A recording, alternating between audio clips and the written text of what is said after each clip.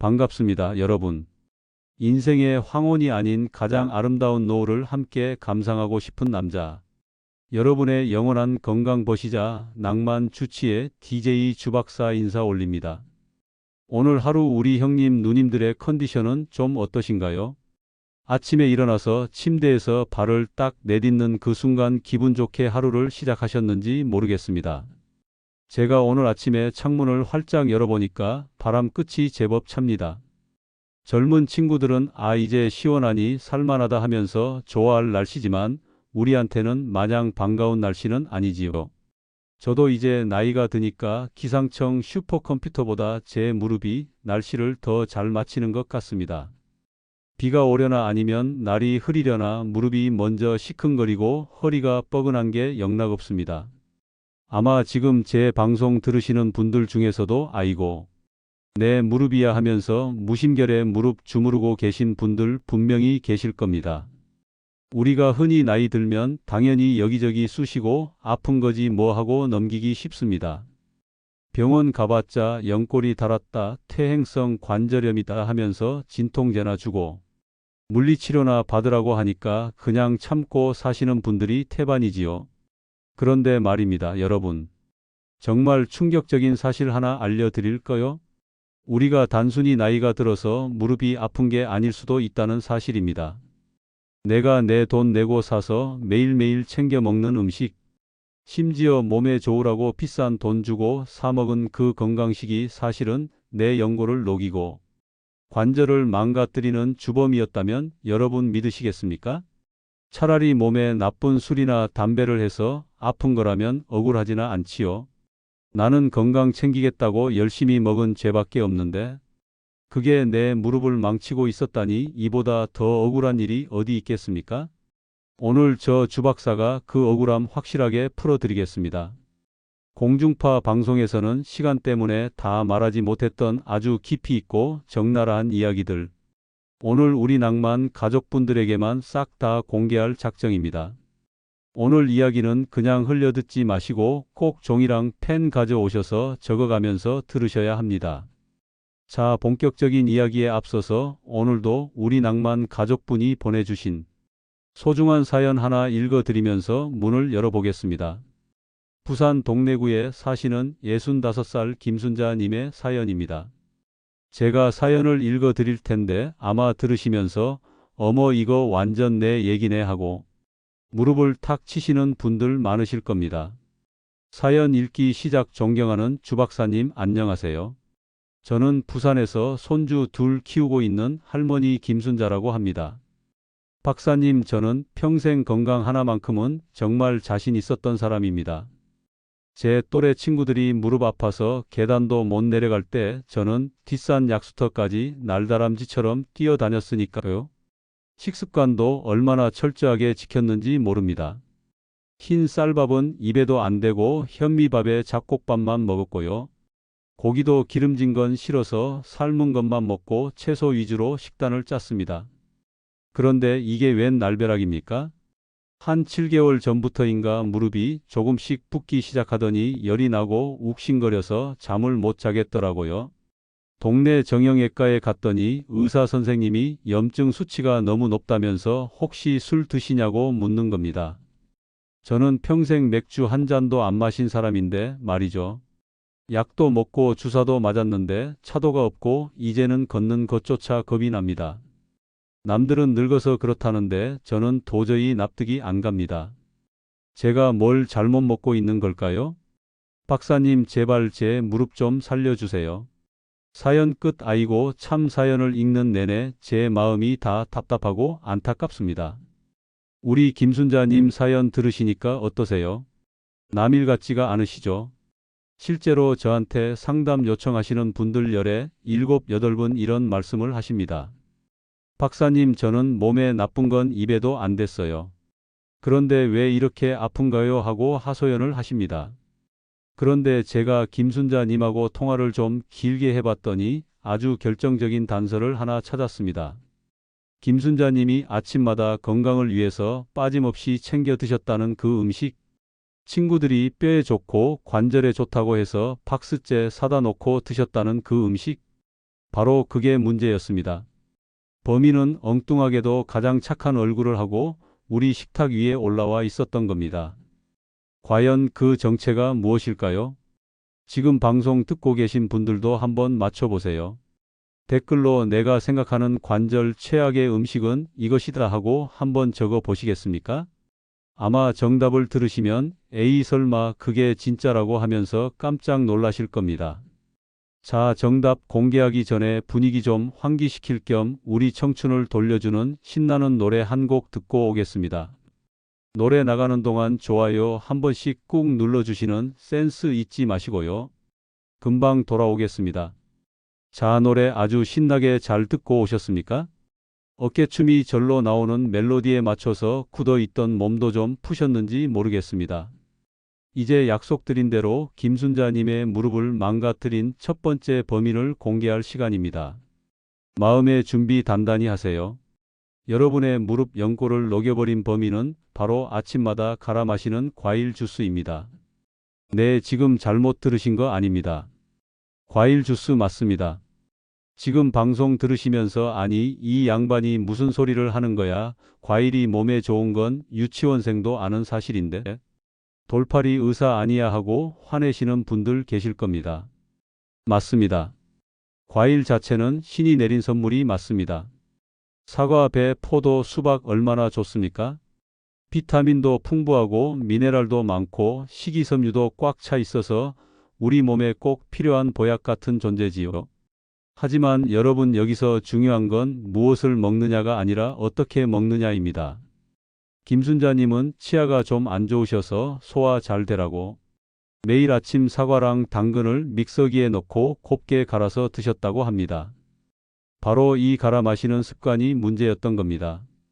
우리가 과일을 믹서기에 넣고 윙하고 갈아버리는 순간 과일 속에 들어있는 그 좋은 불용성 식이섬유들이 칼날에 의해서 산산조각이 납니다. 식이섬유가 파괴되면 어떤 일이 벌어지는지 아십니까? 우리 몸에 들어왔을 때 설탕이나 다름없는 과당이 브레이크 없이 혈관으로 직행하게 됩니다. 그냥 설탕물을 마시는 거랑 똑같은 효과가 나는 거죠. 이걸 액상 과당이라고 하는데 이 녀석이 우리 몸속에 들어오면 제일 먼저 간으로 달려갑니다. 간에서 이 과당을 처리하느라 땀을 뻘뻘 흘리는데 이때 부산물로 만들어지는 것이 바로 요산이라는 놈입니다. 요산 어디서 많이 들어보셨죠? 네, 맞습니다. 주변에 통풍 걸린 친구분들 보시면 바람만 불어도 아프다면서 쩔쩔매시잖아요. 그 통풍을 일으키는 원인 물질이 바로 요산입니다. 이 요산은 현미경으로 들여다보면 마치 뾰족한 바늘이나 깨진 유리조각처럼 생겼습니다.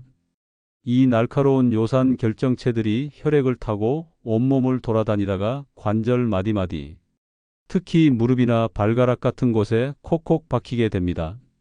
여러분 상상해 보세요.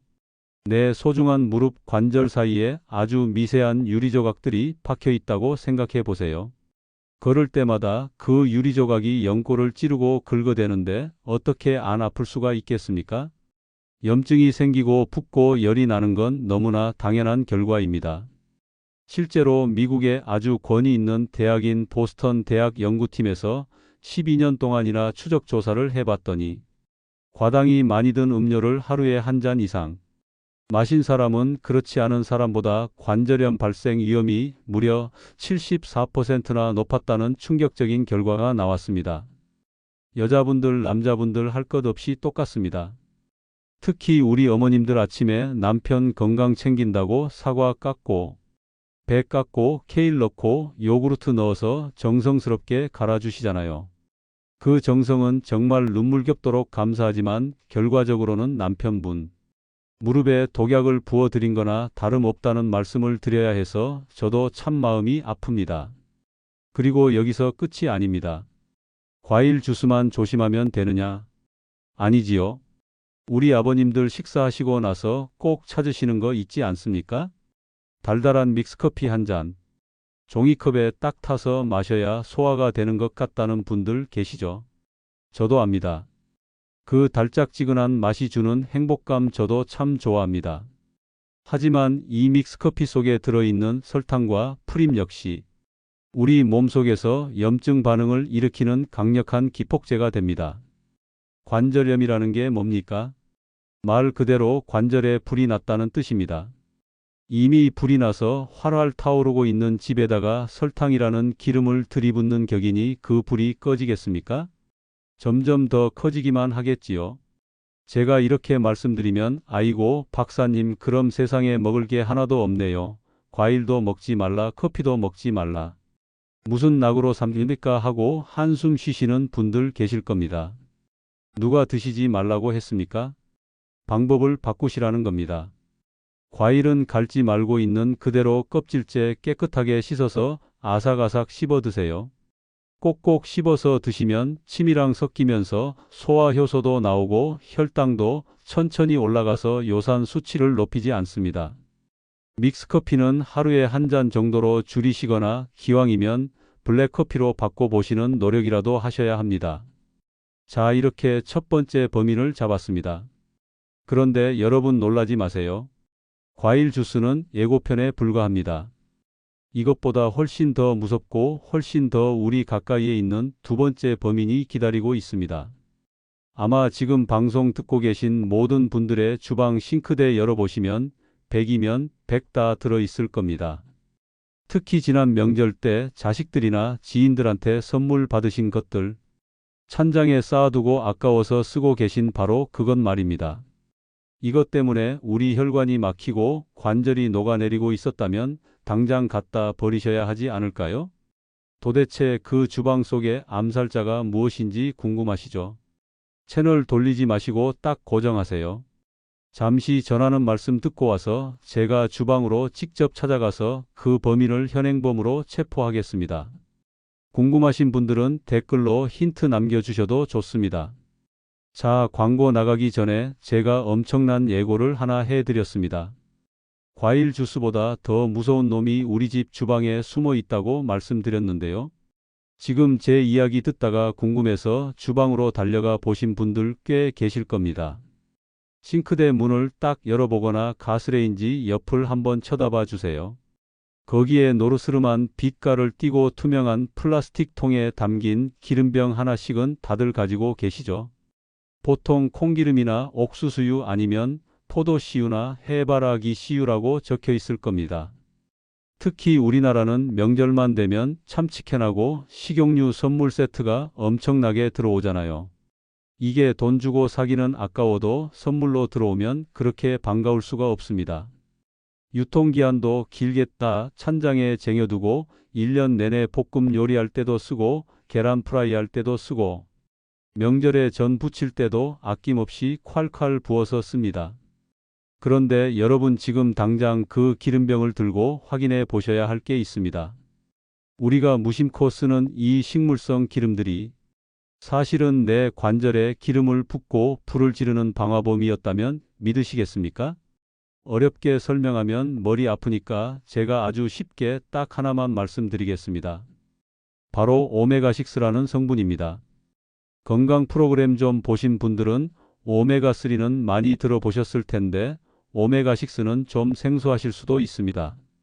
이 오메가6라는 놈은 우리 몸에 꼭 필요한 지방산이기는 합니다. 하지만 문제는 우리가 이걸 너무 많이 먹고 있다는 겁니다. 이 녀석이 우리 몸속에 과하게 들어오면 그때부터는 염증을 일으키는 폭탄으로 돌변합니다. 제가 이해하기 쉽게 비유를 한번 들어보겠습니다. 우리 몸을 나무로 된 집이라고 칩시다. 우리가 흔히 좋다고 알고 있는 오메가3는 집에 불이 났을 때 불을 꺼주는 소방관 역할을 합니다. 반대로 오메가6는 불이 났다고 알려주는 화재 경보기 역할을 하는데요.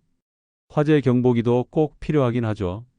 그런데 집에 소방관은 한 명밖에 없는데 화재 경보기가 100개, 200개씩 달려 있어서 하루 종일 삐어삐어 하고 울려대면 어떻게 되겠습니까? 집안이 온통 난리가 나고 정신이 하나도 없겠죠. 지금 우리 몸 상태가 딱 그렇습니다. 한국 사람들 식단을 보면 콩기름에 볶은 반찬 먹지 치킨 같은 튀김, 음식 먹지 과자나 빵 같은 가공식품 먹지 알게 모르게 오메가6를 오메가3보다 무려 20배나 더 많이 먹고 있다고 합니다. 이러니 몸속에서 염증 반응이 멈출 날이 없는 겁니다. 무릎이 쑤시고 손가락 마디가 붓고 자고 일어나면 온몸이 두들겨 맞은 것처럼 아픈 이유가 바로 이 비율이 깨졌기 때문입니다. 특히 튀김 요리 좋아하시는 분들 계시죠? 바삭바삭한 그 식감 저도 참 좋아합니다만 그 튀김 옷에 스며든 콩기름이 내 혈관을 타고 흘러서 관절에 염증을 덕지덕지 붙이고 있다고 생각하면 끔찍하지 않으십니까? 그렇다면 박사님 도대체 무슨 기름을 먹어야 합니까? 집에 있는 기름 다 갖다 버려야 합니까? 하고 물어보실 텐데요. 네, 과감하게 말씀드립니다. 관절이 많이 아프신 분들은 콩기름, 옥수수유 사용을 확 줄이셔야 합니다. 대신에 우리 몸에 좋은 기름으로 바꾸셔야죠. 가장 추천해 드리는 건 바로 우리 한국 사람 입맛에 딱 맞는 들기름입니다. 들기름은 식물성 기름 중에서 오메가3 함량이 압도적으로 높습니다. 나물 무치실 때 참기름 대신 들기름 듬뿍 넣어서 드세요. 그리고 샐러드 드실 때는 올리브 오일이나 아보카도 오일을 쓰시는 게 좋습니다. 이런 기름들은 오히려 염증을 잡아주는 착한 소방관들입니다. 오늘 방송 끝나면 주방 가셔서 내가 무슨 기름을 쓰고 있나 꼭 한번 점검해 보시기 바랍니다. 작은 기름병 하나 바꾸는 게 비싼 영양제 먹는 것보다 훨씬 더 효과가 좋을 수도 있습니다. 자, 그런데 여기서 끝이 아닙니다. 박사님, 저는 튀김도 안 먹고 기름진 건 질색이라 쳐다보지도 않습니다. 저는 오로지 뜨끈하고 진한 국물 요리만 좋아합니다 하시는 분들 계시죠? 특히 뼈 튼튼해지라고 사골국 푹 고아서 드시는 분들, 지금부터 제가 하는 이야기 잘 들으셔야 합니다. 여러분이 뼈 붙으라고 정성껏 고아 먹은 그 국물이 오히려 내 뼈에 구멍을 숭숭 뚫고 있었다면 어떠시겠습니까? 이게 도대체 무슨 귀신 신나락 까먹는 소리인가 싶으시죠? 뼈 도둑의 정체 바로 다음 챕터에서 낱낱이 밝혀드리겠습니다. 세 번째 범인을 공개합니다. 범인은 바로 우리 한국인의 밥상에서 절대 빠질 수 없는 영혼의 파트너 국물 요리입니다. 한국 사람은 밥심이 아니라 국심으로 산다는 말이 있을 정도로 우리는 국물 없으면 밥 못 드시는 분들 참 많습니다. 날씨 쌀쌀할 때 뜨끈한 국물 한 숟가락 들어가면 속이 확 풀리면서 이제야 좀 살 것 같다 하시잖아요. 특히 나이가 들수록 기력이 딸린다고 해서 사골 곰탕이나 도가니탕, 우족탕 같은 거 큰 솥에다가 며칠씩 푹 고아서 드시는 어머님들 계십니다. 자식들 오면 한 통씩 싸주기도 하고 냉동실에 얼려뒀다가 입맛 없을 때마다 꺼내 드시죠. 우리는 흔히 뼈를 고았으니까 그 국물에 칼슘이 우러나와서 내 뼈도 튼튼하게 해줄 거라고 철석같이 믿고 있습니다. 이게 바로 동영요법이라고 해서 간이 안 좋으면 간을 먹고 뼈가 안 좋으면 뼈를 먹는다는 옛날 사고방식인데요. 하지만 현대의학적으로 보면 이건 반은 맞고 반은 틀린 이야기입니다. 오히려 위험할 수도 있습니다. 두 가지 이유 때문에 그렇습니다. 첫 번째는 바로 인이라는 성분입니다. 사고를 너무 오래 예를 들어서 3번, 4번 재탕, 3탕 하면서 푹 고아버리면 국물 속에 인이라는 성분이 과도하게 많이 빠져나옵니다. 이 인은 우리 몸에 들어오면 칼슘하고 아주 친합니다. 그래서 혼자 나가지 않고 우리 몸에 있는 칼슘을 꽉 끌어안고 몸 밖으로 같이 배출되어 버립니다. 뼈 채우려고 먹었는데 오히려 뼈에 있는 칼슘을 도둑맞는 꼴이 되는 겁니다. 그리고 두 번째가 진짜 심각한 문제입니다. 바로 소금 즉 나트륨입니다. 여러분 곰탕이나 설렁탕 드실 때 소금 간 안 하고 그냥 밍밍하게 드시는 분 계신가요? 아마 거의 없으실 겁니다. 굵은 소금 한 숟가락 푹 퍼서 넣고 그것도 모자라서 짭짤한 깍두기 국물까지 부어서 빨갛게 드셔야 직성이 풀리시잖아요.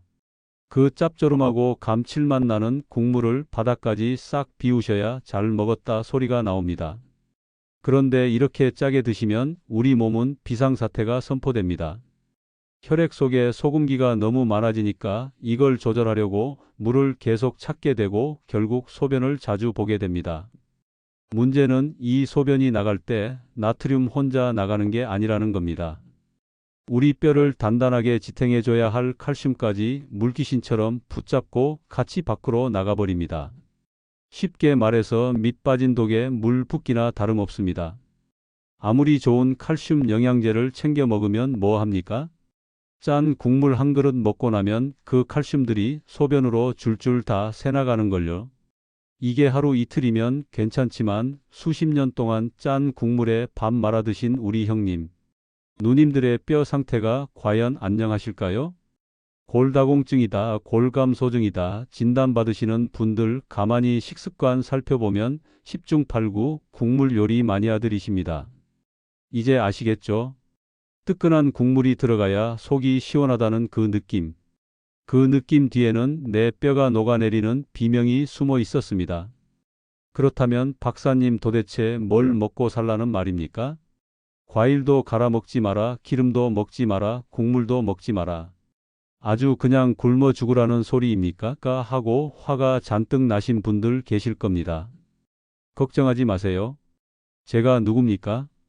여러분의 건강 해결사 DJ 주박사 아닙니까? 안 좋은 걸 알려드렸으니 이제는 진짜로 좋은 걸 알려드려야죠. 망가진 연골을 되살리고 욱신거리는 염증을 싹 잡아주는 기적의 음식 3가지가 있습니다. 이것만 챙겨 드셔도 비싼 관절약 드시는 것보다 훨씬 낫습니다. 병원 갈 돈 아껴서 이 음식 사 드시면 됩니다. 지금 당장 시장 가서 사 오셔야 할 관절 보약 베스트 3. 과연 무엇일까요? 궁금하시다면 다음 내용을 절대 놓치지 마세요. 여러분의 무릎 수명을 10년 아니 20년은 더 늘려드릴 특급 비법을 바로 공개하겠습니다. 자, 오래 기다리셨습니다. 이제 우리 무릎을 살려줄 귀한 손님들을 모셔볼 차례입니다. 앞에서 제가 과일 주스 마시지 마라, 식용유 쓰지 마라, 국물 먹지 마라 잔소리를 잔뜩 늘어놓았더니 아마 속으로 그래서 도대체 뭘 먹으란 말이냐 하고 벼르고 계셨을 겁니다. 걱정하지 마십시오.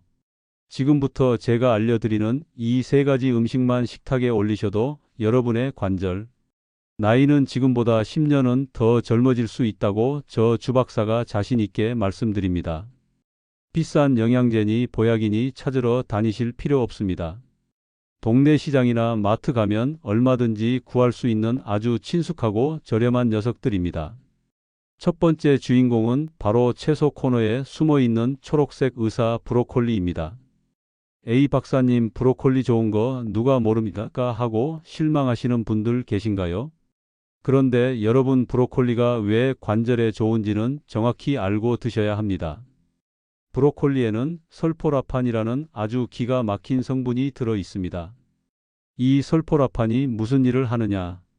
우리 몸속에는 관절을 파괴하고 연골을 갉아먹는 나쁜 효소들이 돌아다니는데 이 설포라판이 그 나쁜 효소들의 활동을 딱 차단해 버립니다. 쉽게 말해서 내 무릎을 공격하는 적군을 막아주는 방패 역할을 하는 겁니다.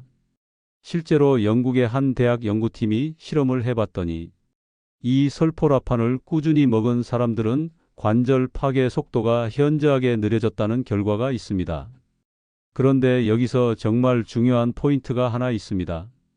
브로콜리 좋다고 해서 끓는 물에 푹푹 삶아서 초장에 푹 찍어 드시는 분들 많으시죠? 그렇게 드시면 안 됩니다. 브로콜리를 물에 넣고 오래 끓이면 이 좋은 설포라판 성분이 다 파괴되어 버립니다. 그냥 초록색 풀 씹어 먹는 거나 다름없습니다. 그럼 어떻게 먹느냐? 찜기에 넣고 딱 5분 정도만 살짝 쪄서 드셔야 합니다. 그래야 약효가 살아 있습니다. 오늘 저녁 반찬으로 브로콜리 살짝 쪄서 드시는 거 어떠십니까? 자, 두 번째 주인공은 생선 코너에 있습니다. 바로 등푸른 생선의 대표주자 고등어입니다. 제가 아까 식용유 이야기할 때 오메가6는 염증을 일으키는 불씨라고 말씀드렸죠. 그 불을 꺼주는 소방관이 바로 오메가3라고 했습니다. 이 고등어에는 천연 오메가3가 그야말로 꽉 차 있습니다. 일주일에 딱 2번만 고등어구이나 조림을 드셔보세요. 우리 관절 마디마디에 껴있는 염증들이 싹 가라앉는 걸 느끼실 겁니다. 만약에 생선 비린내 때문에 싫다 하시는 분들은 들기름을 드셔도 좋습니다. 들기름 한 숟가락이 고등어 한 토막 먹는 거랑 비슷한 효과를 냅니다. 비싼 관절약보다 훨씬 맛도 좋고 효과도 좋은 천연 소염제니까 꼭 챙겨 드시기 바랍니다. 마지막 세 번째 주인공은 바로 밭에서 나는 소고기 두부입니다. 아니, 관절 이야기하다가 갑자기 웬 두부냐고요? 여러분, 무릎이 아프면 뼈만 생각하시는데 사실 뼈를 잡아주는 건 근육입니다. 무릎 주변의 근육이 튼튼해야 관절로 가는 충격을 근육이 대신 받아줍니다. 그런데 나이 들면 고기 소화도 잘 안 되고 씹기도 힘들어서 단백질 섭취가 부족해지기 쉽습니다. 이때 가장 좋은 게 바로 콩단백질 즉 두부입니다. 두부는 소화 흡수율이 무려 95%나 됩니다. 먹는 족족 내 피가 되고 살이 되고 근육이 된다는 뜻입니다. 두부 밥 모만 드셔도 하루 필요한 단백질을 아주 알차게 채울 수 있습니다. 자, 정리해 드릴게요. 살짝 찐 브로콜리로 관절 방패막을 세우고 고등어와 들기름으로 염증 불을 끄고 두부로 튼튼한 근육을 만드세요. 이 세 가지만 기억하시면 여러분의 무릎은 다시 태어날 수 있습니다. 자, 오늘 저 주박사와 함께 알아본 관절 이야기 어떠셨습니까? 아마 방송 들으시면서 아차, 내가 그동안 내 몸에 무슨 짓을 했나 하고 후회하신 분들도 계실 거고, 당장 냉장고 정리부터 해야겠다 마음먹은 분들도 계실 겁니다. 늦었다고 생각할 때가 가장 빠를 때입니다. 오늘 제가 말씀드린 내용은 내일부터가 아니라 당장 오늘 저녁부터 실천해 보시면 좋겠습니다. 그리고 아까 소개해드린 부산의 김순자님 기억하시죠? 제가 알려드린 대로 과일 주스 끊고 믹스커피 줄이시고 식용유 대신 들기름 드시고 국물은 건더기 위주로만 드셨다고 합니다. 그리고 브로콜리랑 두부를 열심히 챙겨 드셨대요. 얼마 전에 저한테 다시 연락이 왔는데 뭐라고 하셨는지 아십니까? 박사님, 저 이제 계단 내려갈 때 난간 안 잡고 내려가요 하고 어린아이처럼 기뻐하시더라고요. 그 목소리를 듣는데 제가 다 눈물이 핑 돌았습니다. 여러분도 하실 수 있습니다. 김순자님이 하셨다면 여러분도 당연히 하실 수 있습니다. 마지막으로 우리 형님 누님들에게 꼭 드리고 싶은 말씀이 있습니다. 지금 무릎이 쑤시고 허리가 아픈 건 여러분이 몸 관리를 못해서가 아닙니다. 절대 자책하지 마세요. 그 통증은 지난 세월 가족들을 위해서 쉬지 않고 뛰어다니고 자식들 먹여 살리느라 무거운 짐을 마다하지 않고 짊어졌던 여러분의 치열했던 삶의 훈장입니다. 그 낡은 무릎 덕분에 자식들이 컸고 가정이 지켜졌습니다. 그러니 이제는 그 고마운 무릎에게 휴식을 주고 좋은 음식을 선물해 줄 차례입니다. 아껴 쓰면 100년은 거뜬히 쓸 수 있는 게 우리 몸입니다. 오늘 제가 알려드린 정보가 여러분의 건강한 노후에 작은 등불이 되었으면 좋겠습니다. 다음 시간에는 더 유익하고 재미있는 이야기로 찾아오겠습니다. 혹시 오늘 방송 들으시면서 궁금한 점이나 여러분만의 건강 비법이 있다면 댓글로 남겨주세요. 제가 하나하나 꼼꼼하게 읽어보고 하트 눌러드리겠습니다. 지금까지 여러분의 낭만 주치의 DJ 주박사였습니다. 오늘도 관절 튼튼 마음 튼튼한 하루 보내세요. 사랑합니다, 여러분.